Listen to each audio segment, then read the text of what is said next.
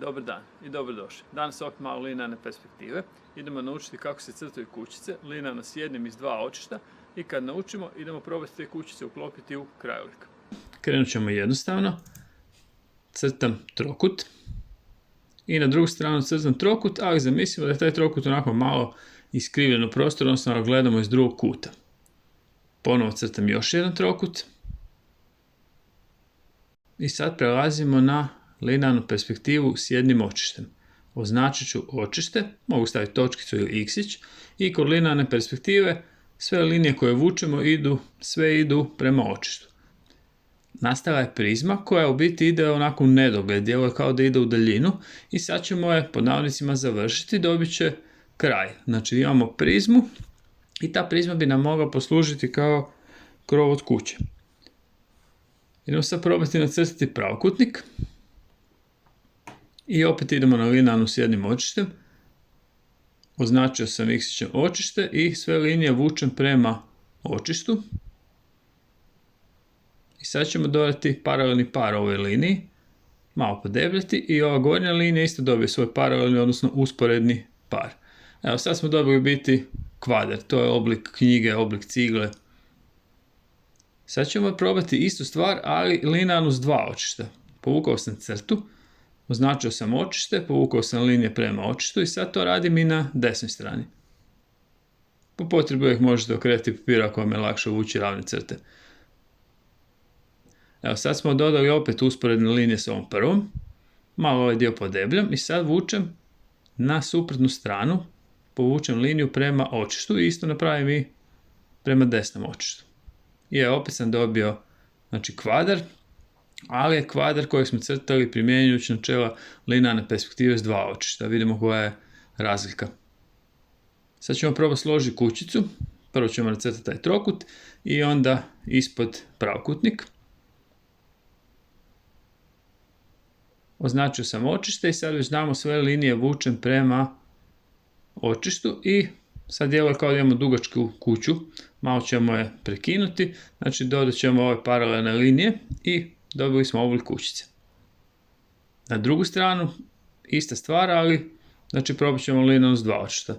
Znači imamo očište sa lijeve strane i s desne strane ove crte. I sad radim sve što smo radili ponovo. Znači linije dobiju svoj usporedni par i sad već znamo, malo podebljamo to što nam treba, ovo što nam ne treba poslije brišemo. Za sada može ostati. I povučem dijagonale, na taj način sam odredio sredinu i kroz te dijagonale krenem gore i označim si gdje bi mogla biti točka gdje krov završava. I sad opet povučem liniju prema očištu i dobili smo kućicu. Znači ove dijagonale su nas služile kad nacrtamo recimo nešto pravokutno ili kvadratno, povučem dijagonale i sad znamo gdje nam je sredina i krenem kroz tu sredinu i označim, evo mogu malo više, označim gdje bi nam trebala biti točka gdje je gornji rub krova. Na taj način si pomognemo da nam ne bi krov kuća ispao ovako malo na krivo. Znači ovaj na desno nije baš uspio, ovaj na lijevo je ok. Sad ćemo ponovo probati linearno s dva očišta. Evo povučem crtu i možemo si pomoći ravnalom. Recimo da je očište na samom rubu papira. S jednog i drugog kraja ove crte koje smo povukli vučem ravne linije prema očištu. Ta prva okomita linija treba dobiti svoj usporedni par s jedne strane i s druge strane, znači s lijeve i desne strane. Sad već vidimo da to djeluje onako malo kockasto. Evo opet si mogu pomoći dijagonalama i krenem prema gore, označim neku točku koja mi onako djeluje dobra i opet idemo prema očištu. Još nam fali linija krova, znači usporedna s ovom prvom, evo možemo si ovako pomoći. Uvijek možemo koristiti ravnala trokute, ali cilj bi bio da to svladamo i da možemo to raditi onako od oka kad radimo skicu bez da gubimo vrijeme s ravnalima. Sad ćemo iskoristiti postojeće linije i složit ćemo još jednu kućicu koja će biti pored ove prve kuće, ali malo ćemo ostaviti razmaka između njih. Znači opet paralelne linije, uvijek nam je lakše kad smo već postavili nešto, znači sad uspoređujem sve s ovom prvom kućom. Poslije te druge kuće nacrtat ću još jednu, ali onako čisto prostoročno da vidimo da to ide.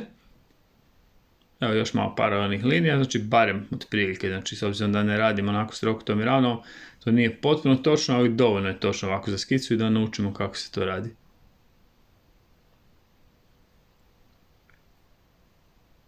Sad ćemo još probati složiti još jednu kućicu na desnoj strani. Isto ćemo malo staviti razmaka, malo si pomognemo sa linijama koje smo već crtali i još mi samo u biti fali ova linija koja će mi označiti gdje je rub, gornji rub krova. Znači iz gornjeg ruba krova provučem liniju u očište. Idemo sad probati nacrtati jedan prozor, znači linija koja je usporedna sa linijama kuće i s obzirom da se ovo nalazi na lijevoj strani, sve ćemo linije povući prema lijevom očištu.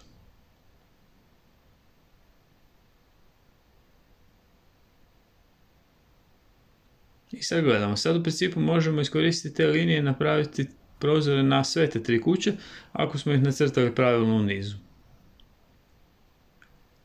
Istu stvar radimo na desnoj strani, povučem liniju koja je paralelna s linijama kuće i s obzirom da je to na desnoj strani, sve linije vučemo prema desnom očištu.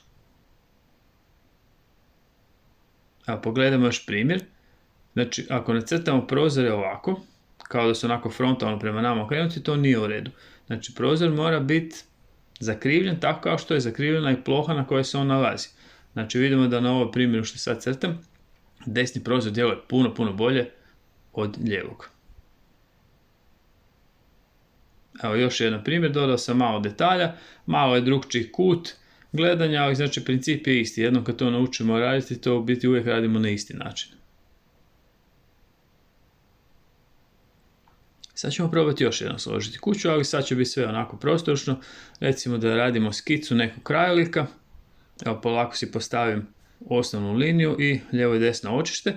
Ovdje na primjeru vidimo da očište ne mora svaki put biti na papiru. Ovaj put je očište van formata papira. Nama je bitno kad vučemo te linije da se vidi da te linije idu onako sve bliže jedna drugoj, da će se u jednoj točki sresti, bez obzira ta točka na papiru ili ne. Evo malo ćemo probati složiti jednu onako staru kuću. Evo daćemo joj daske, dodat ćemo joj drveni ganak. Jedno kad mi nacrtamo ono što nam je osnovno, kad to postavimo, sve drugo je u principu dodavanje detalja. Evo malo ćemo joj dodati stepenice da se ljudi mogu popiti gore. Evo neka bude i ograda. Za svaki slučaj. Evo dodat ćemo joj vrata. I uske prozore. Prvi kat isto mora imati prozore i vrata. Sad ću i za prve kuće probati nacrtati još jednu. Sve radim na isti način, ta kuća ima svoja očišta i crtat ću je malo manjom, tako da ispadne da je ona udaljena od ove prve i zato nam djeluje manja. I za nje ćemo probati napraviti još jednu koja će biti još manja. Sad u principu mogu razrađivati malo, dodavati detalje.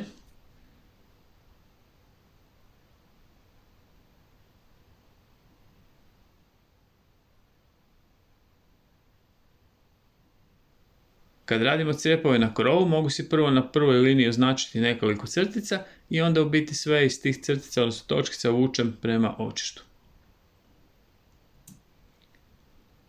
I sad ćemo još probati složiti jedan dimnjak. Malo ću se poigrati s motivom. Dodat ćemo vrata kućama i probat ćemo nacrtati put koji vodi od svake kuće dalje. Povučem jednu liniju i druga linija prati njen obliku, odnosno obris, ali malo se udaljavamo sve više od te prve linije. To bi u biti bilo vrlo jednostavan način za prikazati udaljenost.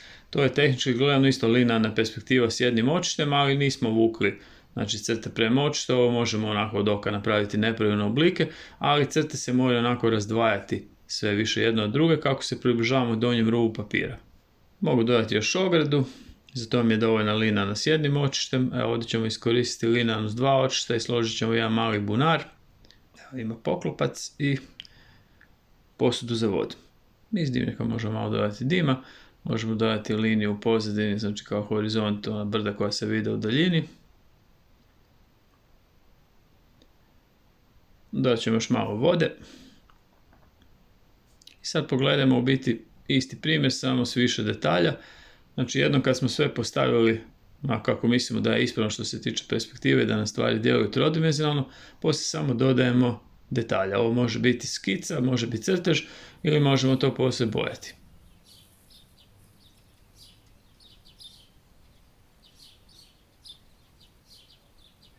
Probajte malo crtati kućice i znamo već, pustimo se, budemo kreativni, bit će sve ok. Sretno!